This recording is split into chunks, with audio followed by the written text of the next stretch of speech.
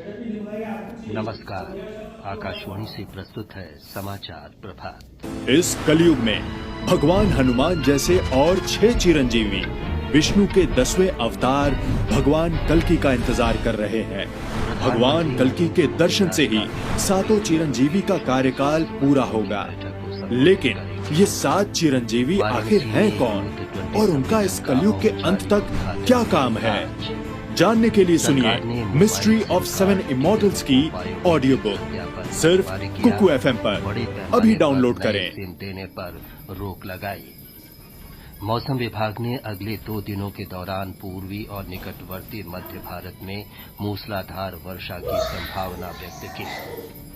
अमेरिकी अदालत ने मुंबई आतंकी हमले के आरोपी तहव्वुर राणा की बंदी प्रत्यक्षीकरण याचिका खारिज की और जॉर्डन के अम्मान में प्रिया मलिक ने अंडर 20 विश्व कुश्ती चैंपियनशिप में स्वर्ण पदक जीता।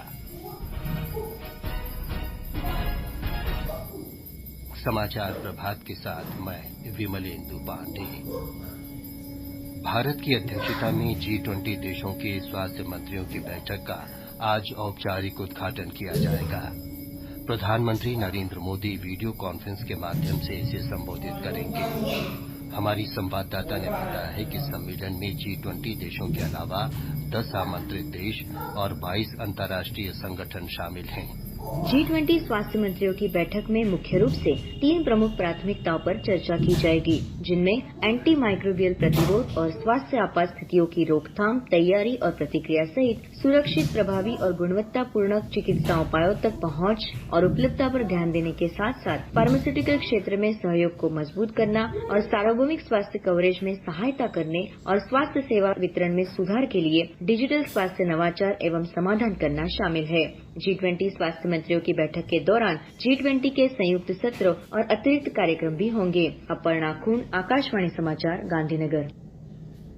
उत्तर प्रदेश के वाराणसी में चल रहे 4 दिवसीय यूथ 20 सम्मेलन का आज औपचारिक उद्घाटन किया जाएगा। मुख्यमंत्री योगी आदित्यनाथ और केंद्रीय युवा कार्यक्रम और खेल मंत्री अनुराग सिंह ठाकुर कार्यक्रम में शामिल होंगे। हमारे संवाददाता ने बताया है कि 4 दिवसीय शिखर सम्मेलन में G20 देशों, अतिथि देशों और अंतर्राष्ट्रीय संगठनों के लगभग 125 प्रतिनिधि भाग ले रहे हैं।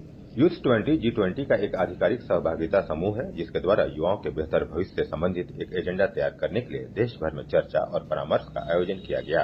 इस सम्मेलन में भाग ले रहे प्रतिनिधियों द्वारा 5 चिन्हित विषयों पर चर्चा की जाएगी, जिनमें उद्योग, नवाचार और 21वीं सदी का कौशल, लोकतंत्र और शासन में युवा तथा जलवायु परिवर्तन और आपदा जोखिम कम करने जैसे विषय शामिल हैं। इस सम्मेलन में पिछले कुछ महीनों के दौरान हुई वार्ताओं पर तैयार की गई विज्ञप्ति को अंतिम रूप देने पर चर्चा की जाएगी। आनंद कुमार, आकाशवाणी समाचार, वाराणसी। सरकार ने मोबाइल सिम कार्ड डीलरों के लिए बायोमीट्रिक सत्यापन को अनिवार्य कर दिया है और बड़े पैमाने पर नए सिम देने पर रोक लगाने का निर्णय किया है। नई दिल्ली में संचार मंत्री अश्विनी वैष्णव ने कहा कि सभी सिम कार्ड डीलरों का पंजीकरण भी अनिवार्य होगा।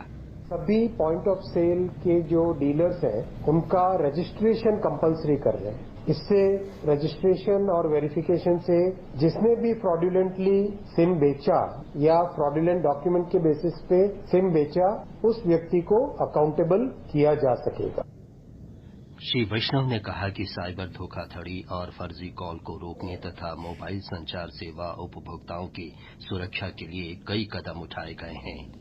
इस नई पहल के अंतर्गत मोबाइल सिम कार्ड डीलर किसी अवैध गतिविधि में शामिल होता है तो उसे 3 वर्ष के लिए प्रतिबंधित कर दिया जाएगा। आधार के दुरुपयोग को रोकने के लिए आधार के QR कोड को स्कैन करना अनिवार्य कर दिया गया है। राष्ट्रपति द्रौपदी मुर्मू ने कोलकाता में कल नवीनतम युद्धपोत INS विंध्यगिरि का जलावतरण किया। INS Vindhyagiri project 17A frigates का 6ठा युद्धपोत है। इस अत्याधुनिक युद्धपोत को नवीनतम उपकरणों से लैस किया जाएगा और भारतीय नौसेना को सौंपे जाने से पहले व्यापक परीक्षणों से गुजरना होगा। भारतीय अंतरिक्ष अनुसंधान संगठन इसरो ने चंद्रयान-3 के लैंडर को यान के प्रणोदक मॉड्यूल से अलग करने में सफलता प्राप्त कर ली है। अलग होने के बाद लैंडर चंद्रमा की सतह तक शेष यात्रा स्वतंत्र रूप से करेगा। लैंडर विक्रम और रोवर प्रज्ञान के 23 अगस्त को चंद्रमा पर उतरने की संभावना है। परमाणु ऊर्जा और अंतरिक्ष राज्य मंत्री डॉक्टर जितेंद्र सिंह ने कहा है कि चंद्रयान 3 के निष्कर्षों से विश्व को लाभ होगा। इस मिशन की एक विशेषता है कि इसे न केवल हिंदुस्तान बड़ी उत्सुकता के साथ देख रहा है, बल्कि सारे दुनिया की निगाहें इसके ऊपर है। चांद की धरती पर पानी अथवा जल होने का प्रमाण चंद्रयान लेकर आए और इस बार चंद्रयान उस जगह लैंड हो रहा है जहां के आज तक किसी भी देश का कोई इस तरह का रॉकेट या स्पेसशिप लैंड नहीं हुआ। ये समाचार आकाशवाणी से प्रसारित किए जा रहे हैं। अमेरिका की एक अदालत ने पाकिस्तानी मूल के कनाडा के कारोबारी तहव्वुर राणा की बंदी प्रत्यक्षीकरण याचिका खारिज कर दी है। इस निर्णय के बाद अमेरिका के विदेश मंत्री एंटनी ब्लिंकन के लिए तहव्वुर राणा को भारत में प्रत्यर्पित करने का आवश्यक प्रमाण पत्र जारी करना संभव हो गया है। तहव्वुर राणा वर्ष 2008 के मुंबई के आतंकी हमलों के सिलसिले में मुकदमे का सामना कर रहा है। हालांकि उसने इस आदेश के खिलाफ अपील दायर की है और सुनवाई की अवधि तक भारत में अपने प्रत्यर्पण पर रोक लगाए जाने की मांग की है। मौसम विभाग ने अगले 2 दिन के दौरान पूर्वी और निकटवर्ती मध्य भारत में तेज वर्षा की संभावना व्यक्त की है। उड़ीसा, झारखंड, बिहार, छत्तीसगढ़, हिमालय के तराई क्षेत्र, पूर्वी मध्य प्रदेश, पश्चिम बंगाल और सिक्किम में अत्यधिक वर्षा का अनुमान है। मौसम विभाग के वैज्ञानिक डॉक्टर आर.के. जैनामणि ने आकाशवाणी समाचार से बातचीत में बताया कि अगले 4 से 5 दिनों के दौरान देश के बाकी हिस्सों में भी हल्की बारिश हो सकती है। कम दबाव का क्षेत्र यानी लो प्रेशर एरिया है कि हमारा जो बंगाल का खाड़ी में है, उड़ीसा बेंगल कोस्ट में है, वो अभी रहेगा और उसके कारण से जो ऑरेंज कलर है मेनली उड़ीसा में heavy to very heavy rainfall का वार्निंग है और उसके साथ साथ झारखंड, छत्तीसगढ़ जो सटा हुआ इलाका है वहाँ भी हैवी रेनफॉल का वार्निंग है। लेकिन जो अदर पार्ट्स ऑफ इंडिया है उसके लिए जो उत्तराखंड है उसके लिए भी हैवी रेनफॉल वार्निंग है उत्तराखंड में। तो विच मॉनसून कंडीशन जो है कुछ टाइम रहेगा। अभी पंजाब के 6 जिलों में बाढ़ से फिलहाल कोई राहत नहीं है। प्रशासन गुरदासपुर, होशियारपुर, कपूरथला, रूपनगर, मोगा और तरन तारण के विभिन्न गांवों में फंसे हुए लोगों को निकालने में मदद कर रहा है। राज्य सरकार ने बाढ़ प्रभावित इलाकों में स्कूल बंद कर दिए हैं। मुख्यमंत्री भगवंत मान ने होशियारपुर जिले में बाढ़ग्रस्त इलाकों का कल दौरा किया और हर संभव सहायता पहुंचाने का आश्वासन दिया। ब्यौरा हमारे संवाददाता से। पंजाब में भले ही पिछले कई दिनों से वर्षा नहीं हुई है, लेकिन राज्य के विभिन्न डैमों से छोड़ा गया पानी कई दिनों में कहर मचा रहा है। गुरदासपुर, होशियारपुर, रूपनगर, मोगा और कपूरथला के बाद अब तरन तारण जिले पर भी बाढ़ का खतरा मंडरा रहा है, क्योंकि यहाँ हरिके बैराज में जल स्तर लगातार बढ़ रहा है। प्रशासन ने दरिया किनारे बसे लोगों को ऊंचाई वाले स्थानों पर जाने की सलाह दी है। इस दौरान बाढ़ प्रभावित जिलों में सेना की मदद से राहत और बचाव कार्य युद्ध स्तर पर चल रहे हैं। गुरदासपुर के पुराना शाला इलाके में सेना ने पानी में घिरे एक परिवार और उनके 15 दिन के नवजात बच्चे की जान बचाकर अनुकरणीय उदाहरण पेश किया। शिशु शर्मा शांतल, आकाशवाणी समाचार, जालंधर। भारतीय जनता पार्टी ने मध्य प्रदेश और छत्तीसगढ़ में आगामी विधानसभा चुनाव के लिए उम्मीदवारों की पहली सूची जारी कर दी है। पार्टी ने छत्तीसगढ़ विधानसभा के लिए 21 और मध्य प्रदेश विधानसभा के लिए 39 उम्मीदवारों की घोषणा की है। छत्तीसगढ़ में 90 और मध्य प्रदेश में विधानसभा की 230 सीटें हैं। केरल में नामांकन दाखिल करने के अंतिम दिन कल पुत्तुपल्ली विधानसभा उपचुनाव के लिए 10 उम्मीदवारों ने नामांकन पत्र भरे। मतदान अगले महीने की 5 तारीख को होगा। और अब खेल खबरों के साथ हैं निखिल कुमार।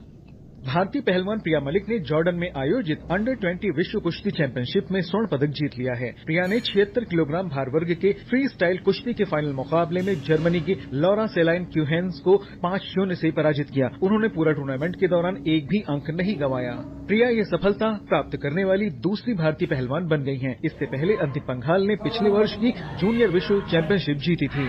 क्रिकेट में भारत और आयरलैंड के बीच 3 2020 क्रिकेट मैचों की श्रृंखला का पहला मुकाबला आज आयरलैंड की राजधानी डबलिन में खेला जाएगा। ये मैच भारतीय समय के अनुसार शाम 7:30 बजे से शुरू होगा। इस बीच पेरिस में तीरंदाजी विश्व कप के चौथे चरण में भारतीय पुरुष और महिला रिकर्व टीमों ने 2 कांस्य पदक जीते हैं। पुरुषों ने प्ले ऑफ मुकाबले में स्पेन की टीम को 6-2 से हराया, जबकि महिला रिकर्व टीम ने मैक्सिको को 5-4 से हराकर कांस्य पदक अपने नाम किया।